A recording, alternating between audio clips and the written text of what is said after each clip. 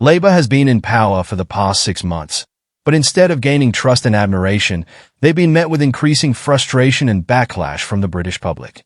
As we approach 2025, a startling new development could spell disaster for the party in the coming months. According to a megapoll conducted by the think tank More in Common, Labour's grip on power is slipping rapidly. The poll reveals that if a general election were held today, Labour would lose nearly 200 seats, a devastating blow for the party. But the bad news doesn't stop there.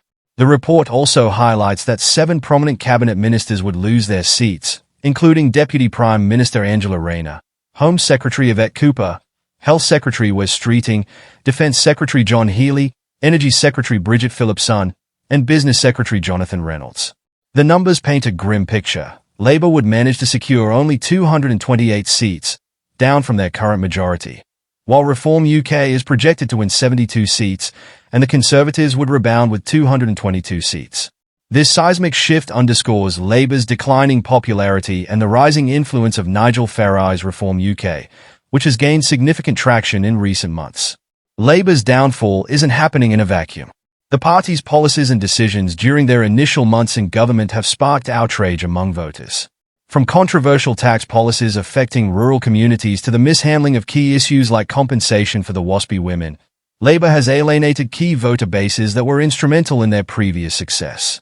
The backlash in rural areas has been particularly pronounced. Labour's changes to inheritance tax rules for farmers have left many feeling betrayed. These communities, which had placed their trust in Labour for better representation, now feel neglected and overlooked.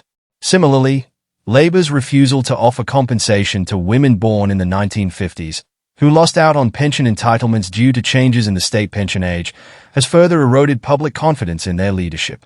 Meanwhile, Reform UK has emerged as a powerful force, capitalising on public disillusionment with Labour and the Conservatives.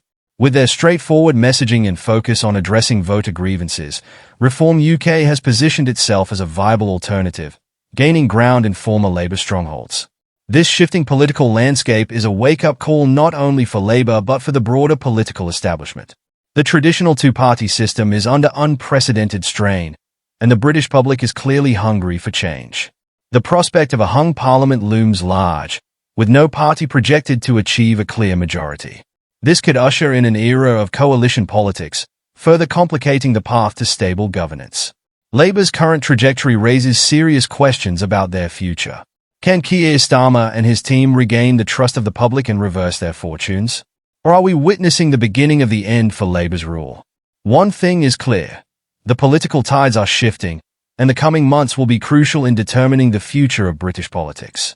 What do you think about Labour's performance so far? Do you believe they'll be replaced by a new government in the next election? Share your thoughts in the comments below. If you enjoyed this analysis, don't forget to like the video and subscribe for more updates on British politics.